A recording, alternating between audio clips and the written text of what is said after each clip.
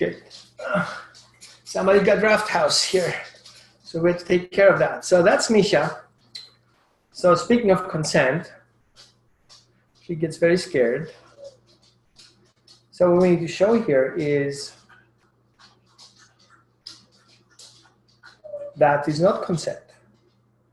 Because I picked her up on my own without her consent. Now she's scared. Now put her down. Hello. Good. And I will pick her up later with her consent, so you can see the difference. Good. Now, when we look at the kids and see the dogs on the other side, and we see what's going on in between these two, what we see basically is the dogs send visual signals, about 40, which the children don't see at all. And maybe we humans, people, will see about 7 to 10 signals, and we kind of can recognize them. But the dogs, when they don't feel that the visual signal is being replied, they will do a verbal signal, a growling or maybe barking. And what they do next, if that isn't even complied, they will bite. So we have a visual signal. If that is ignored, we go to a verbal signal. If that is ignored, we end up in a bite. So it's very important that both, or basically all of them, children, adults, and dogs, are safe. To do that, everybody has to have consent. The dog needs consent from the child needs consent from the dog, the person needs consent from the dog needs consent from the person. And we end up on that. Without consent, no meeting. With consent, meeting. But before the dog or the person meets the dog or the person, which individual, we need to make sure that dogs and humans understand what it means to have a consent. Do I have a consent to charge your card? No. Do I have a consent to continue the workshop? Yes or no. It's up to you. So if you're a yes, you want to raise your hand so I can continue. Raising your hand, you just click on the screen and the hand goes up. That means yes. Good. So let's start our class. Our class says yes or no. Do kids, dogs, and parents give consent? I was watching a person next door. It was very nice. He had a beautiful, nice German Shepherd. And then there were friends there. And so he called his friends to meet his dog. Here's what he did. He had 2 cars parked next to each other, and in between, he came up with his dog. His dog should be about 3 years old, I guess. It's a female dog. One of his friends had a hat. The other one had a jacket. And the dog was scared. So the first thing the handler did, yelled at the dog, no, and pulled the dog by the leash and his prong collar to meet these people who are his friends. First of all, the dog did not have the trust of the person to guide him through the process. So the dog was in denial. He didn't want to meet. Then, because the dog didn't want to meet, the person actually dragged this dog on his prong collar outside in between the cars to meet these 2 people standing there. And these people don't even look at the person. They looked at the dog. The first thing they did is try to reach out the dog. The first thing the dog did is basically, since nobody replied and listened to him, he basically starts barking, which then the handler corrected by correcting him by the leash and the collar, yelling at him, no, and forced the people onto the dog. And I was like, oh no. And I was basically proud of the dog because the dog did not bite. He continued to bark and he did not bite. Dog, 10 points. Humans, 0. So I had to really keep myself together and not go there and yell at them because they're basically packing the stuff to leave. And the last thing I wanted is a dispute. So I decided to make a class about it. And here we are talking about consent. It's learning to ask permission to do things.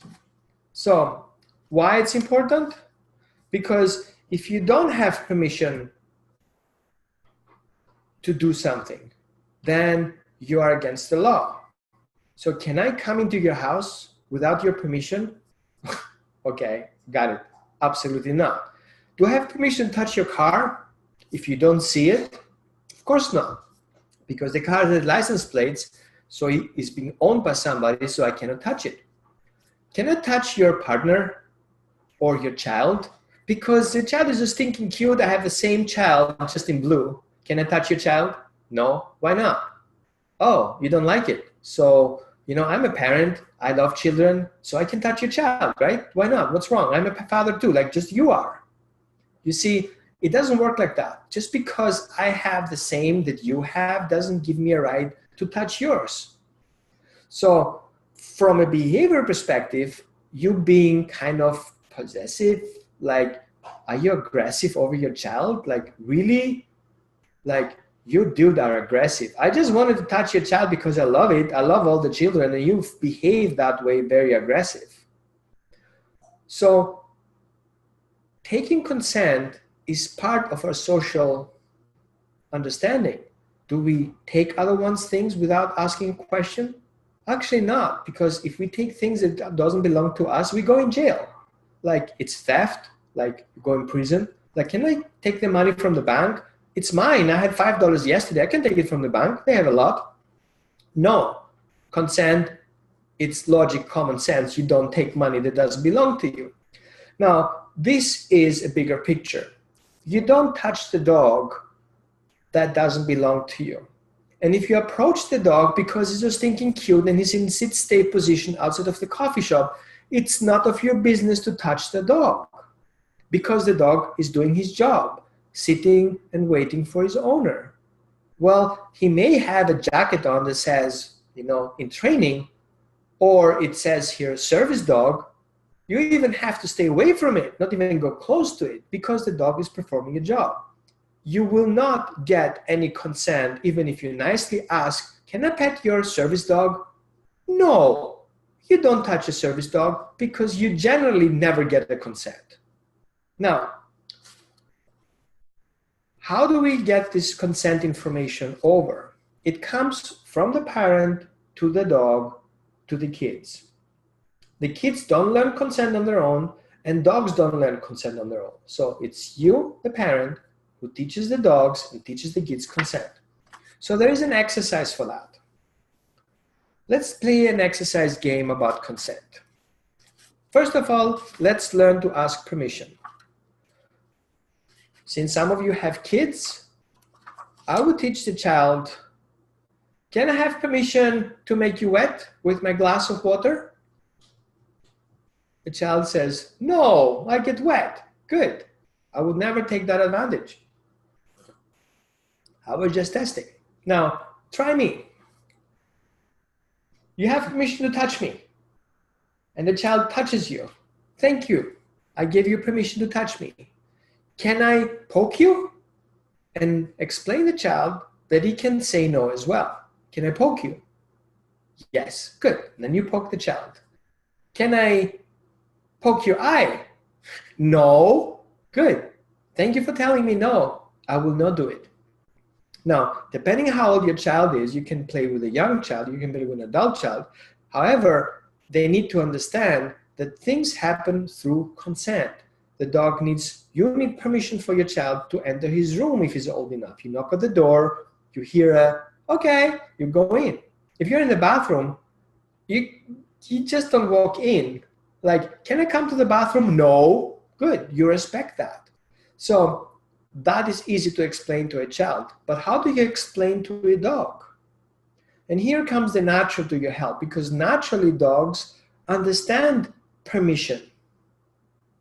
Usually permission comes with several signals. The first one is turning the head aside. The second one is basically turning the body aside. And the third one is walking away. So if two dogs approach each other, the first signal they get, I don't want to meet you. I don't want to meet you.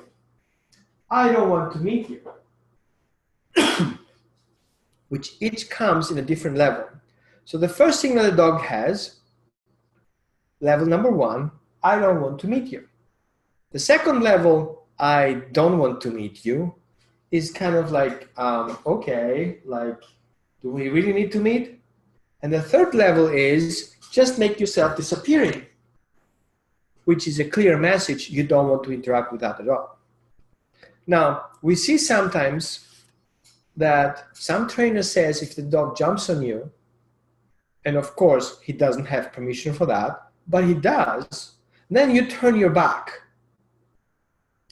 Okay, that's kind of okay, but if we see the intention of the dog that he wants to meet us and we don't want to do anything with it, and we try sending the message that really I don't care about you, I just walk away from you, I show you my back. The dog gets frustrated and he's like doesn't understand why you're walking away. So he wants to try harder to meet you, which actually creates stress. And simple, the only thing you have to do is just turn your head and the dog is like, what? I don't like you to jump on me. I prefer you to sit and I will pay for it. Now, how polite is that? And I know some dogs will not do that because some dogs don't understand no. They don't understand boundaries because nobody taught them. Because somebody wasn't available to teach him no or not taking permission. Because somebody took the dog too early from his litter, or somebody never taught the dog what to do. So I don't want you to be that one. I want you to be the one who teaches the kids and the dogs how to get permission. So homework number 1, teach your child to say yes and to say no to simple interactions. Daddy, daddy, daddy, daddy, daddy, daddy. I don't have time right now. I'm just coming in the house. I need 5 minutes patience. Thank you. Okay, I'll be back in a minute. Appreciate. So if you don't teach your child that, how do you expect the child to take its time and think about meeting a dog he doesn't know? Because nobody was there to teach him that before you meet, before you want, you need permission. Good. Now, what do we need to be permitted to? The first one, we need space, we need basic communication skills, and we need engagement. These 3 things we need to interact. So we have a space, it's me and the dog at the same space. We try to communicate and have a clear conversation what's going on here. And then if that's settling and we agree upon, and we have the consent and the permission to meet, then we engage together. And we're not getting married, I'm just engaging in interaction. So I enter the space where my dog first reacts and sends me a calming message. I have a problem with your entering my space. Who are you to enter my space? And you like, hey, I am the one who respects your space and I'm standing here waiting for your permission to meet you. Whenever you're ready, you can come to me and I have some treats. Do you want my treats? Let me think about that. I kind of like the smell of your treats and I kind of like your posture. You're kind of confident standing there, not pushing my buttons. So I'm gonna come over and see what kind of treat you have. Okay, I like your treat, I'll take it, but I don't want to interact with you right now because I don't know you. And you're like, okay, I'll wait here. Whenever you're ready, you come to me. And to be nicer, I just mind my business. And I'm just standing there, have no way pushing you, right? I'm just doing my stuff. And now your dog basically engaged with you because he respects you, that you respect his space. And he's like, you know what? I kind of like that guy. Let me smell him a little bit. Huh. He has a dog. Oh, he's a dog guy. Oh, it's a female. It's neutered. But, based on the information I get, he must be okay. I like his energy. Okay, you can pet me. Good dog. Good job. Now I've got another treat. But you know what? I don't want too much hair. I'm done here. Okay, we're gonna talk later. I'm gonna move away around. Okay, it's fine with you. Bye. Bye. So in that case, what you do is you respect the dog's space, you communicate with your dog, and you engage with your dog. And then if the dog communicates back to you and he lets you enter the space, then communicate back to you and continue the engagement. So you basically play this pretty triangle back and forth. Now here's what's going to happen next. The way you feel about your dog and the way the dog feels about you, to understand that, you need empathy. Empathy is I feel. It comes from Greek empatho. Patho is I feel how you feel. And what happens is you basically go into this duality. You have empathy for good stuff to happen, and you have empathy for bad stuff to happen. So the dog should know whenever you feel good about it or whenever you're not. So if a dog wants his toy and you feel about it that he is protective over it, you will not go close to it. And if you have something your dog wants, like a toy, and you don't feel good about it, your dog should know about it, that you don't like it. So me wants a good treat, and no, it's mine, I don't want to. That has to become a conversation. And in order to teach the dog that conversation, he needs to understand basic rules. First of all, body language, then face language, and then even verbal language, okay? Because I don't like when you approach me. Thank you. This is good for giving me space. So, stay away from me. Thank you for respecting my space. Stay on your bed. Good. Now I can move away, come back again. Now come and meet me. The dog needs to learn that process, that you may eventually don't agree with that connection. You don't agree with him wanting something you have. Because at the same time, you need to respect that your dog may have the same feelings about it. Why do you want to take your dog bone away when he's having business with it? Who are you to take your bone away? Now I hear some people says, well, I'm the leader, I'm the boss, I'm his owner, I always should take able to take his bone away. And I'm asking the question, is your dog allowed to do that with you as well? Of course not. He's my dog. So what? Do you guys have a different, energy? Like your dog is less than you? Your dog is less than your children? Your dog is less as a being? What's the problem? Fair deal. He has a bone, respect his bone. You need to take it away, ask permission. What's wrong with it? Your dog will give you his bone if you ask permission. But to do so, he needs to understand when you ask permission to take the bone that you come with good intentions because you have a hot dog for his bone. Do you think a dog will say no? Of course not. He was like, what? You have a poo? I don't want that bone. It's worth nothing. But your hot dog, man, that's one I want. And you're like, okay, how about we do a fair deal? I give you the hot dog, you give me your bone. And your dog is, sure, you always come with good gifts. Be my guest, take my bone. I'll take the treat. I appreciate it. And now we'll see that we can have a conversation with our dog. We can communicate with our dog. We can ask permissions and we can be granted the permission to exchange. Now, here's another thing that comes in. Sometimes we cannot grant permission. For example, I see a child running over the street and my dog wants to get that child. Does he get permission to do that? Of course not. Well, he cannot get it, but he really wants it. So we need to teach him that sometimes we have things that we really want that we just don't get. And sometimes it's not of our business. You cannot get the bicycle because somebody's riding on it. And you cannot bite the tires of a car that's just passing by. And you cannot attack a motorcycle because it makes a noise. And what we need is we need to teach the child and the dog that you cannot just run over the street because you saw somebody that you want to meet. Like, you don't pull on my leash because we will not meet that person.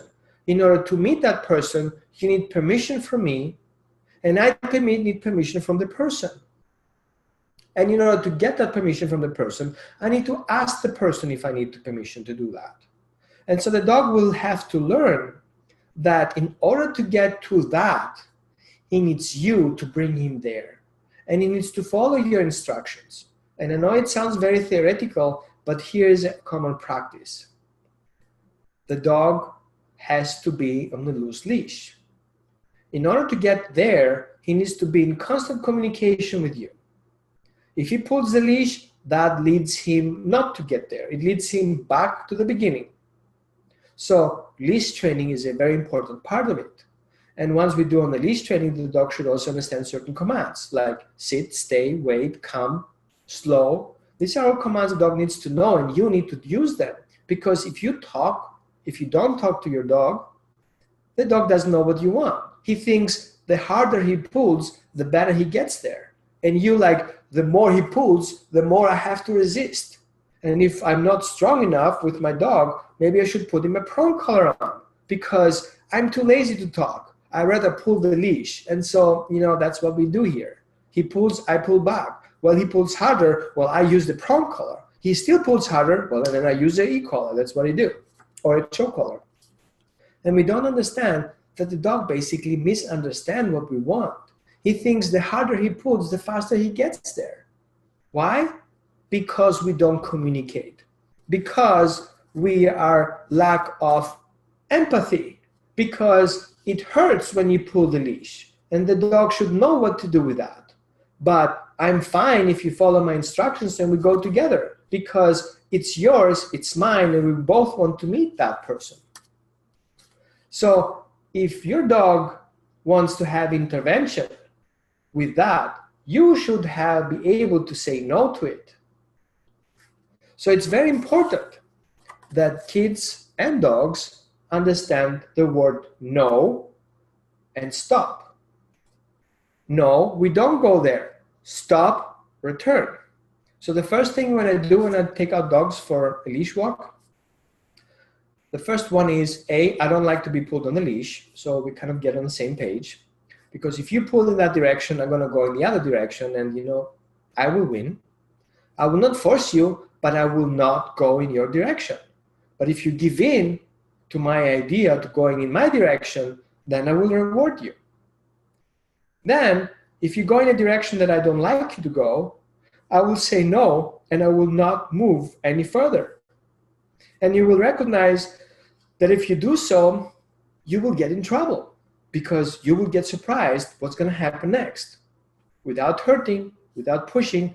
But the garbage bin can make a noise that you get scared of, which I warned you, no, don't go there, or stop, don't do it. So it's very clear that we have a very important verbal communication skill set. So basic commands are very important, but it's not the only thing you do here. Because people think my dog is obedient. Okay, cool. Now he sees a person he wants to attack. What do you do? Well, my dog is obedient. I ask him to sit. Here's my question. Your dog shouldn't want to bite the person in the first place. So you guys have another problem. It's not only obedience that will help you, because what you need is basically a language that you can tell him this is not okay to attack him. Even without obedience, you should be able to control your dog. No, we don't go there. We rather go in the other direction. Do I want him to sit? No. Do I want him to lay down? No. So what do? We can walk away. We can just make a U-turn and walk away. I have the right to say no to my dog. I have the right to say no to my child. So either way, both need to understand the word no and stop. If I say to my child, stop, don't go close to the dog, then the child has to stop, as much as he would stop crossing the street. And so it's very important the dog understands the same thing. Some obedience classes will teach you a down, which means you don't move anymore. You stay grounded, you don't move at all. But I don't expect everybody to have that command so strong. And I'm not teaching here, sit and stay commands. It's something you can do in an obedience class. However, the dog should also understand facial and body language, because if he wants to meet the other person and he's already empathetic, he needs to understand how you feel about it. Like, you're happy about it, you're angry about it, you're kind of like, I'm not sure, very close, or oh my God, or I'm angry. So your dog should basically understand the basic facial instructions. Good boy. Oh, that's not good. I don't know about that. Wow, that's a big dog. Yeah, I don't like the garbage bin being on the floor. And sometimes our body language. Because some people say, oh my God, that's a big dog. And the dog feels attacked. And then he goes and barks at it. And on the other side is like, oh, I love that dog. Can I touch that dog? Like, you look like an octopus right there. Like, seriously, that's how people look like. So if an alien watches doing this stuff with dogs, they think we're kind of nuts. So teach your dog clear body language. Show him how it feels like to be happy. Show him how it feels like to be, yeah, I don't like that. Show him how it feels like to be angry. I don't like these big dogs. Or you show your dog that like, oh my God, this is so stinking cute. It doesn't mean harm, but the dog should understand what exactly that means. So express yourself. Show your dog how it feels like to be happy, how it feels like to be sad, how it feels like to be concerned, and how it feels like to be surprised or angry.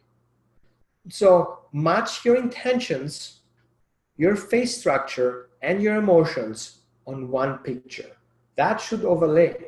Because if you're angry and you set the dog to sit down and back on his bed, you cannot smile for that.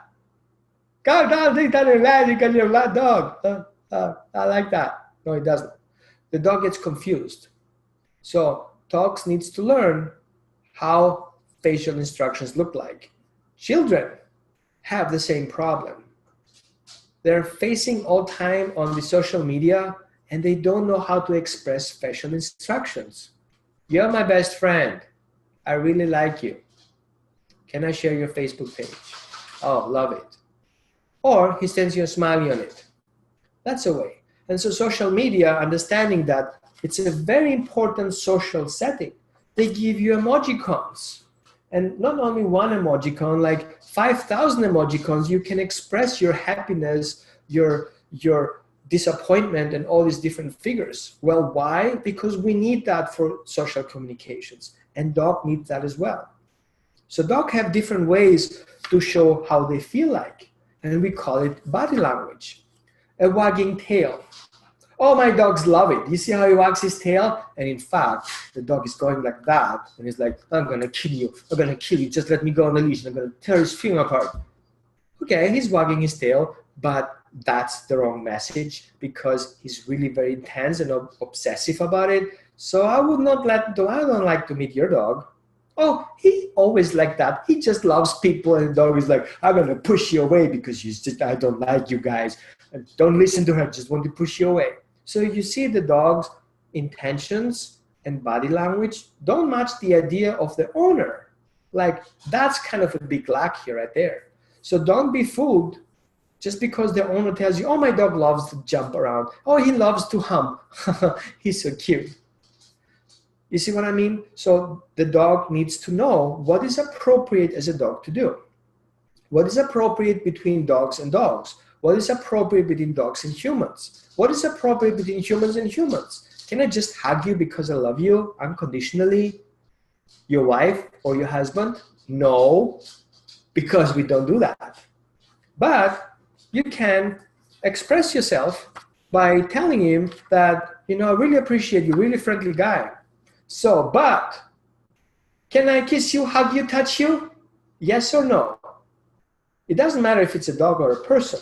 You still need to have the consent from your dog or from the person. So you cannot just kiss or hug another dog that you don't know.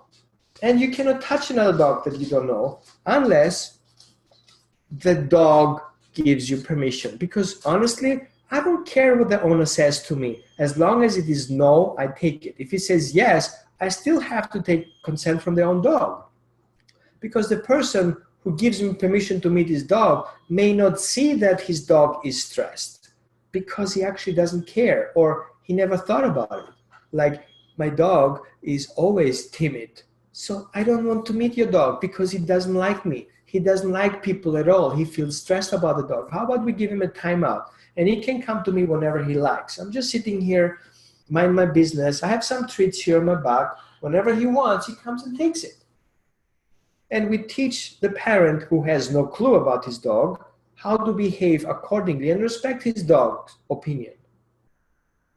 And then, the most important part of all, which I always teach my clients, even if I work online with my clients, I always teach my clients, the most important part is give your dog options.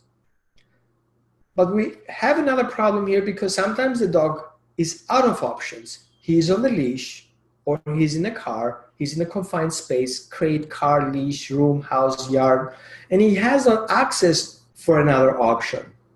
He cannot go inside because the door is closed. He cannot walk away from the leash because he has his leash on. He cannot jump out of the car because he's in the car. So we want to make sure that the dog learns to have options. Because instead of biting and growling, how about you go back to your safe space? I need to always provide options. Clear? So there's nothing wrong if my dog growls at me, but I can teach him another option. Well, if you don't feel comfortable, you're welcome to go back to your bed. I didn't invite you. You came up to me and growled at me. Dude, I don't like that. Well, how about you go back to your bed and we're friends? Good. I appreciate that. And in your bed, in your safe space, there is no reprimandation. I will not correct you. I appreciate. I even give you a gift for that. So, your dog has to have an opportunity to tell you yes and no. Do you like to meet that person? Oh, I don't like him. He's so big. Okay, no big deal. Sorry, you cannot meet my dog. Do you want to meet that person? Oh my God, I want to jump on him. Yeah, okay, you can jump, but you can only come up there for 3 seconds, sit in front of him. He will ask you to give you a treat, okay? You take the treat and then we walk away. How do you feel about that? I can do it, but I can jump after? No, you cannot jump after. You can go there, take the treat for 6 seconds, and you come back to me, and that's it, okay? Now, we don't care if it's a child, an adult, or an older person. 3 seconds, that's all you have to meet, and then we're done with it. So implement the 3-second rule. How to teach that? Whatever your dog does, he has time to do it 3 seconds. 3 seconds to pee, 3 seconds to sniff, 3 seconds to bark, 3 seconds to poo, and then it's over. Now, speaking of safe space, since the dog has options to say no, what do we do next? We need the dog to have a safe space, which is the crate, his own bed, a room, or even your own self. Because sometimes you as a person, you are the safe space. Your environment, your 6 feet of the leash, is being considered a safe space. Now, if you feel scared in your safe space, what's going to happen is the dog becomes protective over your safe space that you are scared of. So when you see a dog being reactive to people and you're being reactive over your dog, you're becoming as scared over your dog's behavior, but at the same time, your dog thinks that you're upset for the reason he's upset. Therefore, we are on the same page. We're defending our safe space. So, if your dog is reactive on the leash and you want to meet new people, and he doesn't feel safe next to you, don't meet these people. Just walk away from it. Because what you need to work on is your dog should remain safe on your safe space. Because your environment is your protection zone. Your dog is in that protection. You're not under your dog's protection. He is under your protection. So you have to be very clear and stand in your power and say, hey, I got it. You feel scared? That's fine. We don't go closer, but we cannot go back either. I want you to sit. And I want you just to observe the scenario of the children running around with the bicycles. You have a problem with that?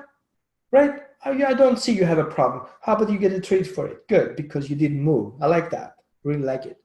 And so we see the car passing by and we're fine with it, right? Good, because we tolerate. We can tolerate the car passing by. Thank you for not barking. Oh, if you feel not comfortable, we are too close, maybe we back off 110 feet or 20 feet, maybe 50 feet. And then how do you feel about that? Oh, you like that? Good, let's hang out a little bit and just watch the kids running around on the bicycles and the cars. So that will help the dog trust you, that you have your dog in your safe space and you respect your dog's opinion. He may say no to that. No means I don't like it. And if you don't respect it, the dog will bark about it. And if you don't respect it, the dog will bite about it. So if your dog gives you a visual signal, respect it. Don't correct it. If he growls at the person, don't correct it. Respect it. If the dog barks at the people, don't correct it. Respect it. Back off. Give him more space. Let him think about it. Now, if you think the dog wants to kill that person and you dislike it, well, he needs to understand what the meaning of no is. Or the meaning leave it, which means stop interacting with it. It's none of your business. I'm not punishing you. It's just not your business. Let's back off. Be tolerant that I don't want you to meet it. So what we do is we have a conditioned tolerance. Do you want it? How much? I tolerate you barking the people, but you cannot leave my side. I'm okay if you growl if you have a problem, but I don't want you to bite. So what we create is we create an upper limit, how much we tolerate. On the other side, we need to totally get the dog's upper limit and says, I cannot handle these kids running around. Good, let's stop them from running around. Hey kids, can you guys play outside and not in the living room because the dog doesn't feel comfortable? He's your brother. He's kind of like family, so he feels uncomfortable. We cannot disappear here. So you guys play outside soccer and not in the living room. So kids have to learn that they have to tolerate the dog's problem as they want to be tolerated when they have a problem. Do you want the hot soup? No, you have to eat it because I served it. Come on, don't be strict. Show a little bit tolerance. Okay, let the soup cool down and you come around in 5-10 minutes and the soup will be ready. So tolerance is very important. Now, I was wondering about your thoughts so far. What do you think? What do you think about consent?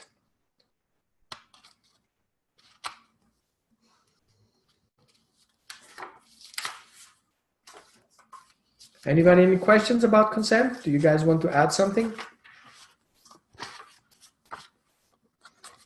Any questions?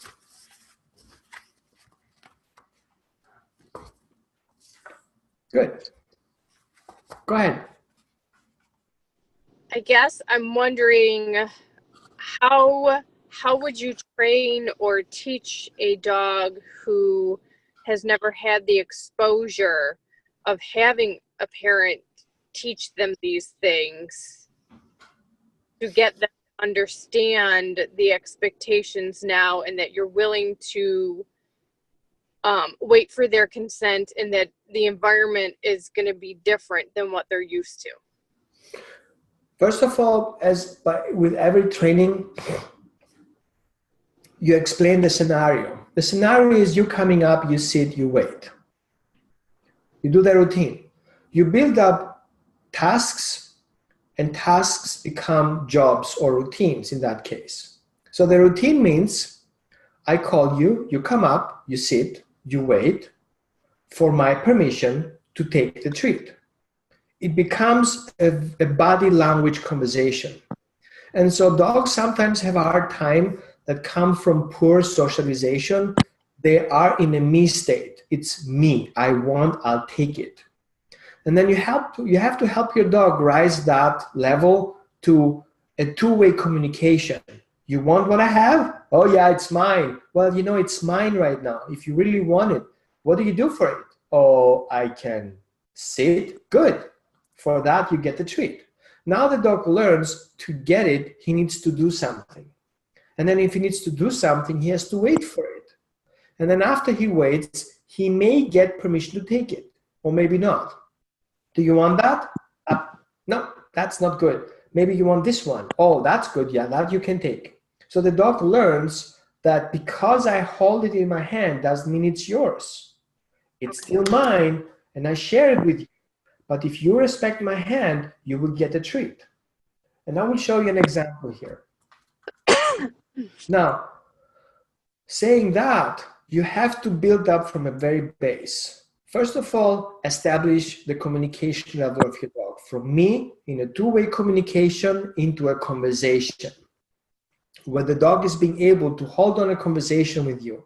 Like, I feel scared about that guy. This one over there is really scary. And you're like, okay, I got it. How about you sit and stay? Okay, I'm here, focused at you. Whatever you tell me, I'll do. Good, stay. And all of a sudden, you see there is a conversation. It's not just a deaf dog sitting there staring at you. It's a language. It's a question. He needs an answer. If you don't answer the question, he thinks you're ignoring him. Meaning is he's on his own. Meaning is he's going to die. Maybe he's going to kill first.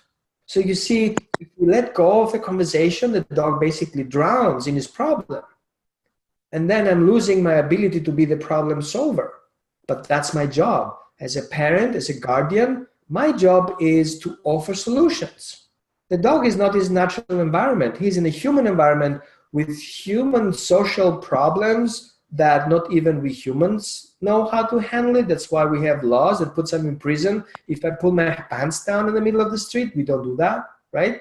Well, why not? People are naked in some other countries. Why not? Well, you cannot do that. Oh, okay, so I guess I shouldn't do that. But it's a learning process. People think they go to Japan and can just touch everybody and greet him because, oh, nice to meet you. That's not what we do in social. We kind of be nice and polite and give the other one space. But we need to learn that because we kind of mean rude if we do that. And then we go into a Chinese restaurant, we want to give the card, and the person touches the card with both hands. Well, that has a reason.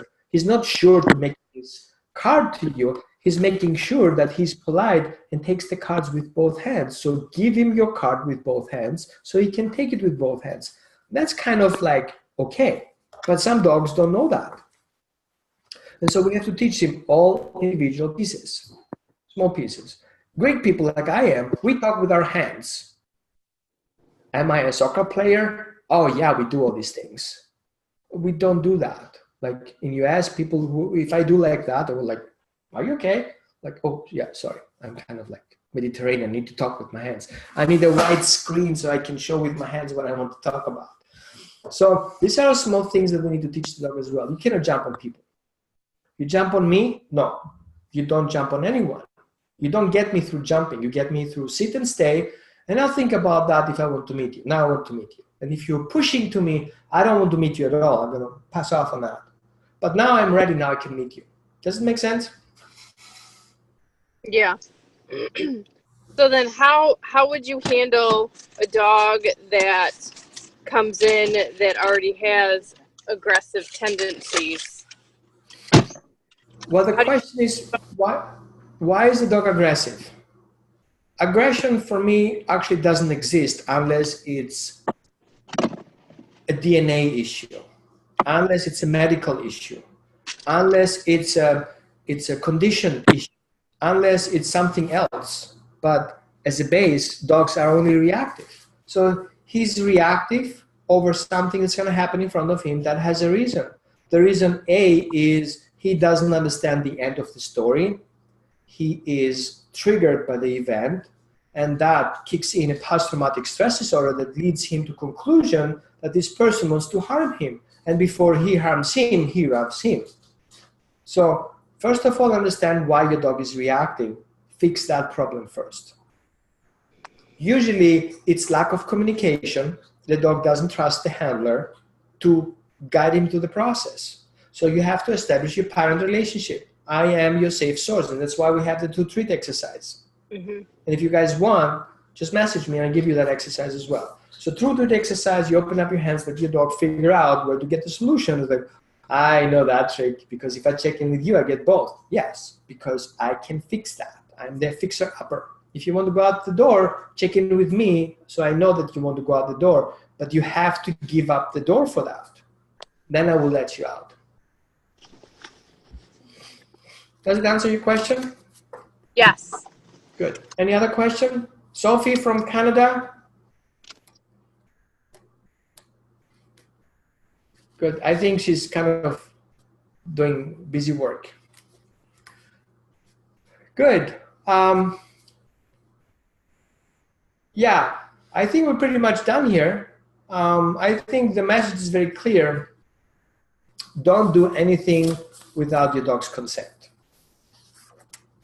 Because you don't want to be one of those, and you don't want to be one of the fives, and you don't want your child to be one of those, and you don't want to miss one of those. Because we want dogs and kids and family to be safe, and always check for consent. And you know, consent is either yes or no. And so we have to start learning to ask permission. Yes, no, kids and parents, everybody has to understand yes or no. Thank you for joining us today, and I hope next class you're going to join us, which is, I have a puppy class coming up, and I have an advanced parenting class coming up, where we kind of take things to the next level. So thank you for joining today.